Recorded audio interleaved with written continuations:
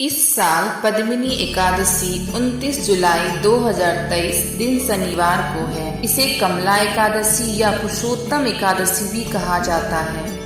यह एकादशी मलेमास या अधिक मास में आता है। अधिक मास में होने की वजह से इस एकादशी का महत्व और अधिक बढ़ जाता है, क्योंकि इस माह के स्वामी श्री हरि विष्णु हैं और एकादशी तिथि भी भगवान को ही समर्पित है। ऐसे में पद्मिनी एकादशी का व्रत रखकर पूजा करने से दुगना फल की प्राप्ति होती है। इस दिन विधि विधान से भगवान विष्णु की पूजा के साथ ही पद्मिनी एकादशी की व्रत कथा भी पढ़नी चाहिए।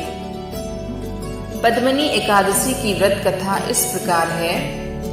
पौराणिक कथा के अनुसार त्रेता युग में एक पराक्रमी राजा कृतवर्य था। राजा की कई रानियां थी, लेकिन फिर भी उनकी कोई संतान नहीं थी। संतान प्राप्ति की कामना से राजा ने अपनी रानियां सहित कठोर तपस्या की, लेकिन उन्हें उनकी तपस्या का फल नहीं प्राप्त हुआ। ऐसे में राजा की एक रानी, जिनका नाम पद्मिनी था, उन्होंने माता अनुसुईया से इसका उपाय पूछा। तब माता ने उन्हें राजा सहित मलमास में शुक्ल पक्ष की एकादशी का व्रत करने के लिए कहा। माता अनुसुईया ने रानी पद्मिनी से कहा कि मलेमास हर 3 साल में एक बार आता है।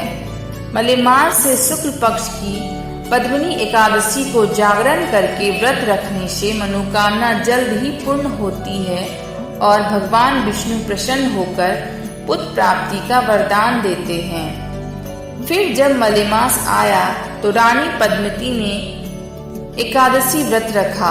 दिन में कुछ नहीं खाया और रात्रि में जागरण किया।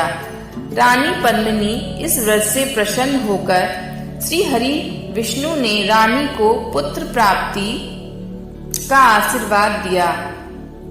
भगवान विष्णु के आशीर्वाद से रानी गर्भवती हुई और 9 माह बाद एक पुत्र को जन्म दिया।